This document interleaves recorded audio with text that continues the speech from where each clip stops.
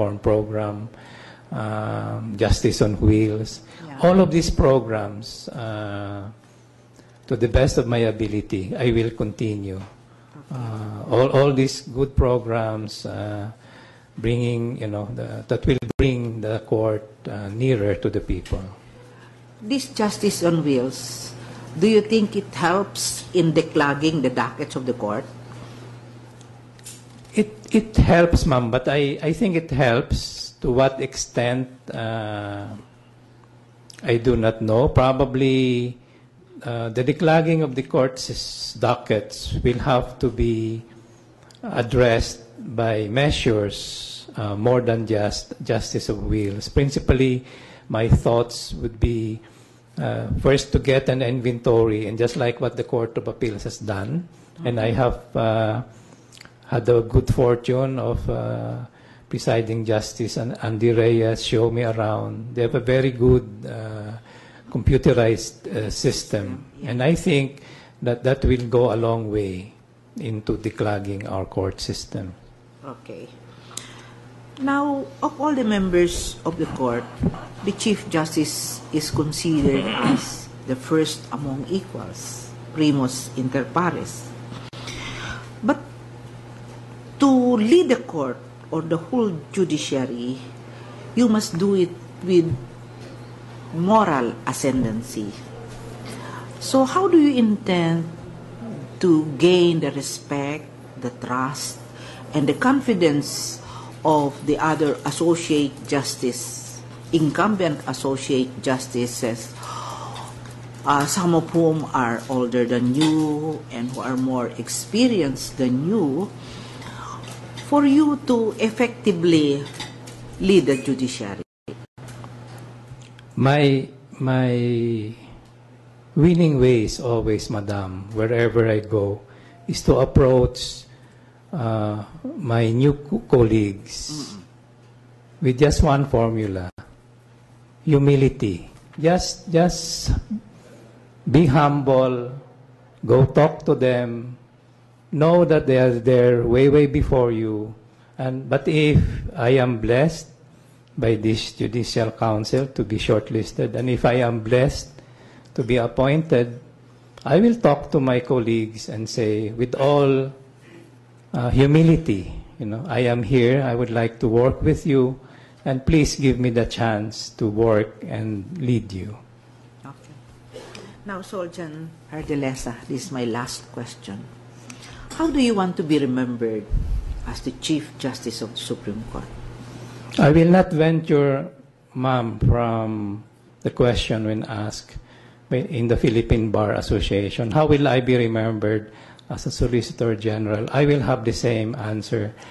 I would like to be remembered as Chief Justice, and the one word that I would like to describe me is that Chief Justice exhibited rectitude. Rectitude, which is, being judicious, being even-tempered. That will be the capping glory of my career, Madam. Okay. On that note, I have no more question for Soljan Jardeleza. Good luck, Soljan. Justice. Thank you, ma'am. Yes, Justice Hermosissima, please. Good afternoon. Good afternoon, Justice.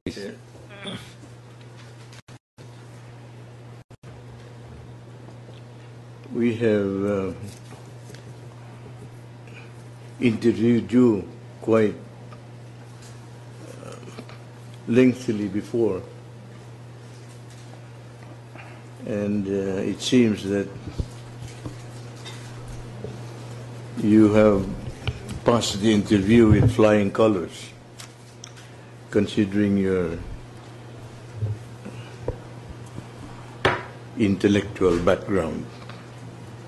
Well, anyway, let me repeat that the tremendous inherent power in the hands of the Chief Justice of the Supreme Court require that those appointed to the position should possess the highest degree of competence, integrity, and judicial prudence, because the administration of justice is a sacred task, entrusted only to individuals with the highest degree of competence.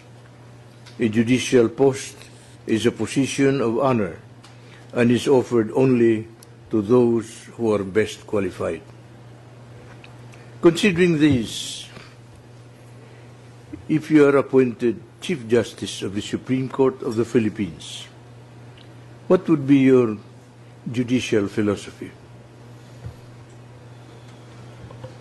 My judicial philosophy, Your Honor, Mr. Justice, is one based on the rule of law.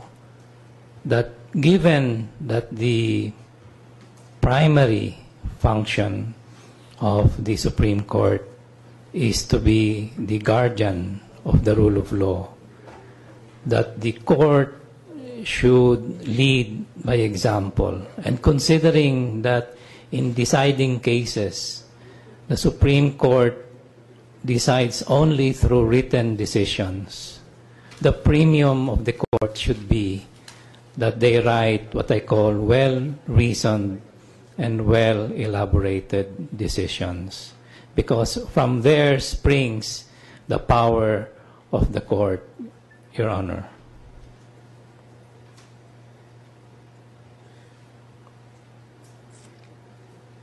I wonder if you're aware of the Coco Levy Fund.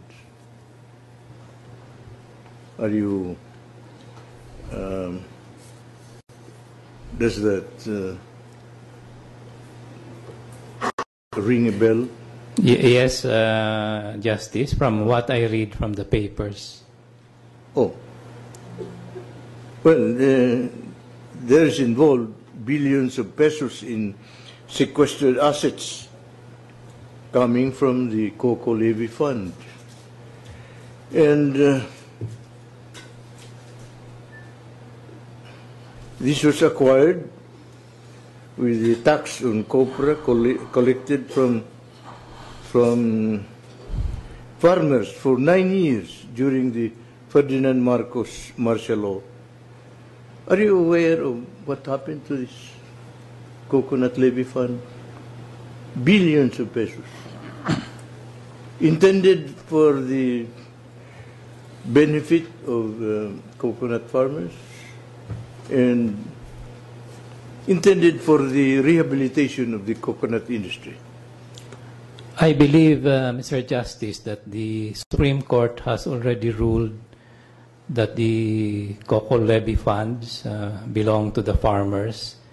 I believe there is a motion for reconsideration filed on that case by the Coco Fed, and in fact, the Office of the Solicitor General has opposed that motion, and that's as far as my knowledge will go, Mr. Justice.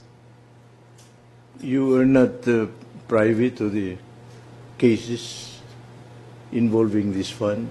No, Justice. I was never involved in any of those cases. That's why I say what I know of those cases is what I read from the papers. Until I became Solicitor General, when I had to read the decision because the Office of the Solicitor General is involved.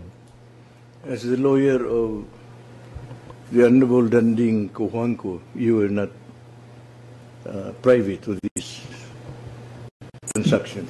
No, Mr. Justice. I was the lawyer for San Miguel Corporation, and San Miguel Corporation was not involved in those cases. Mr. Cojuangco prosecuted those cases on his own personal behalf, and he had his own personal lawyers. Well, on that note, thank you very much. That will be all. Thank you, Justice. Attorney Secretary Mosngi. Good afternoon, Soljan. Good afternoon, Secretary Mosngi. Mr. Solicitor General, what is your opinion on the so-called seniority rule in the appointment of the next Chief Justice? Well, the seniority, with all due respect, sir, the seniority rule is something I think left to the best judgment, first, of this Honorable Council, and later on of the appointing